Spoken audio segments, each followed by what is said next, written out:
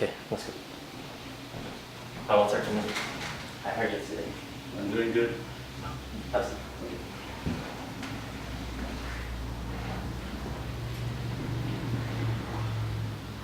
So, you're applying for the safety and parking officer job at UH.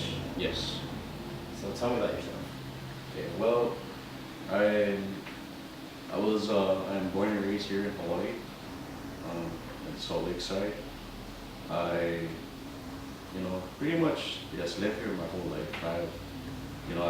Hawaii will always be my home. I have no intention of moving away. And my education, back from 1985, not 1985, 1990 to 1999, I attended St. Anthony's School in Kalihi. It's a private school. From 1999 to 2003, I attended Moanalua High School. I graduated with a 3.0 GPA, and there was no degree in high school, it's just a general education. And as of right now, I am currently at Hawaii Pacific University, where I'm doing a Bachelor's of Arts in Justice Administration. As of right now, my GPA is at 3.4. It's pretty much almost graduating with cum laude. Yes, my expected graduation date for this is spring 2016. Okay. So what do you know about this type of position that you're applying for? Well, back in 2004, I went ahead and joined the United States Army Reserve. Right now, my current job is military police, as you can see. I have been in it ever since January 30th, 2004, which is in about 10.5 years, and I have no intention of leaving the Army. I'm planning to stay in it all the way for 20 years.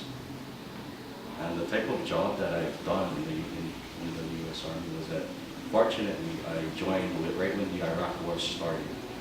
So that means the active duty units at Schofield would go ahead and deploy, and I would go to work at Schofield to take over whatever they were working.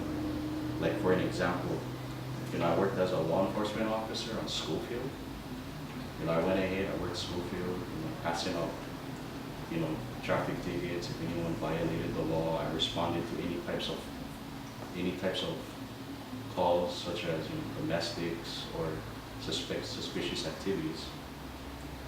And I also have done bike patrol, where we'll be riding around in the bike and doing community relations, where we go ahead and talk to kids and so forth, and also conducting law enforcement as well. And I have also worked as a team member for the physical security team while I was deploying in Afghanistan. When I was in Afghanistan, we conducted reconnaissance, where we would make sure that the roads in Afghanistan were clear and safe for other troops to drive through. And I have been back ever since. I've been back since December 2010, and I moved on to being a regular law enforcement officer at my former unit known as the 303rd Maneuver Enhancement Brigade. I went ahead and did that for about a year, and then I took a promotion and as a physical security sergeant at the 302nd TTB. Physical security meaning, like, I make sure that, because the kind of job that my current unit does is they do logistics supports from the ocean. So in the ocean, I make sure that the ocean or the shipyard is secured. I plan out all the security plans, make sure that the dock is secure.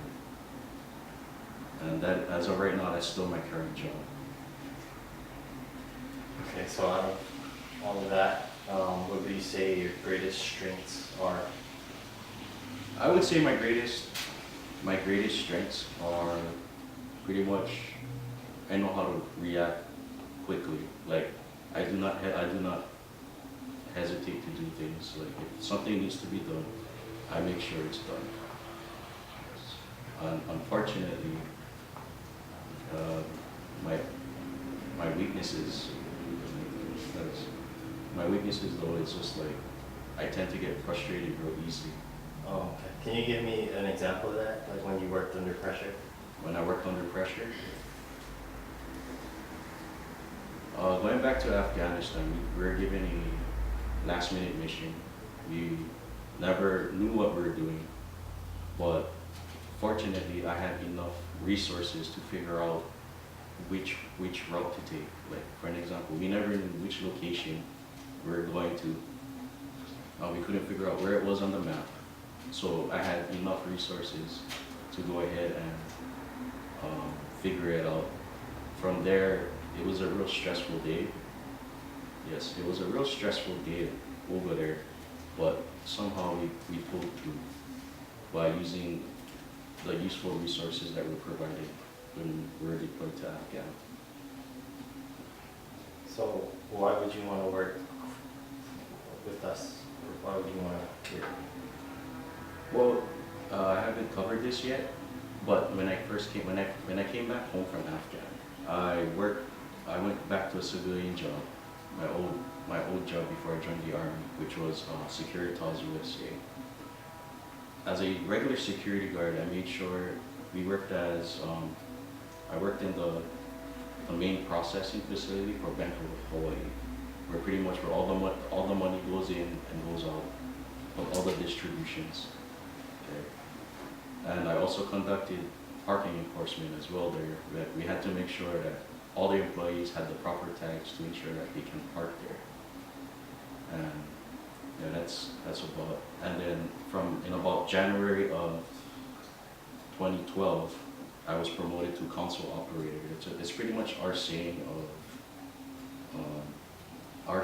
of supervisor. So like what we did was that we had a system called the GMS system, which helps us track all the branches, all the ATMs from Hawaii, Saipan, Palau, Guam, and American Samoa.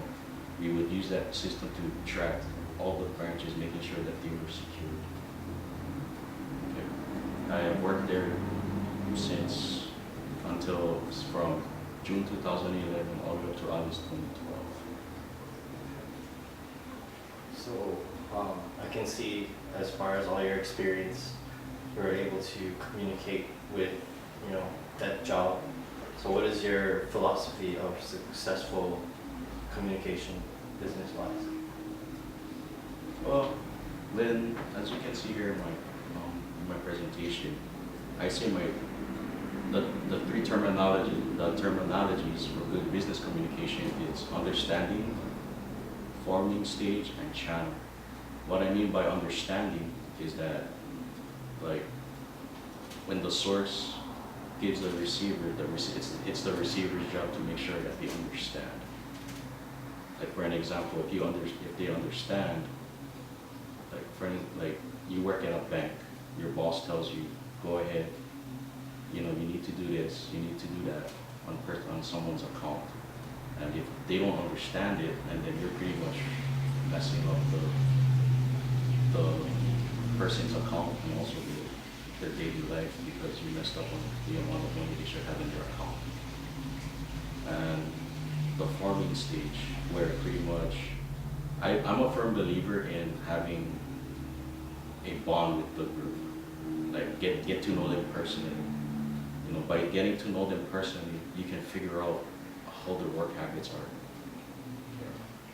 are. And the other important one is channel, where pretty much the channel is the way how communication should be between the receiver and the source. Like for an example, email, telephone call, or just straight telling the person what to do. If you don't have a good channel, you don't have good communication.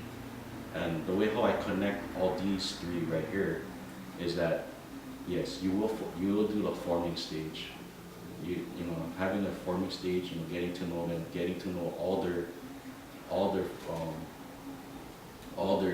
habits, bad habits, and will help you figure out how to make their communication better. And that's where you work on the channel, where you use all your resources, as I said, from email, telephone call, you know, and straight speaking to them. But it's not also, and then the last thing I connect is the understanding. The receiver has to know what is going on. If there's not a good channel, there's no understanding. Okay, can you tell me a time you encountered like some type of problem and you resolved the problem using this type of format, like understanding, forming a channel? Okay, well, when that one time at work, when I was working for Securitas before, there was a island-wide blackout in Maui, and and to connect the forming stage, me and my coworker, we already bonded already. We already knew each other. We had one thing in common, and that was we were both military. So we pretty much used our military ways to figure out how to do things from our military channels, like our military channels. Like we either, speak in a calming manner, not to stress out, not to do anything, just to make the channel look good. And from there, it led to the understanding between me and my security guard. So we somehow got the job done. We made sure all the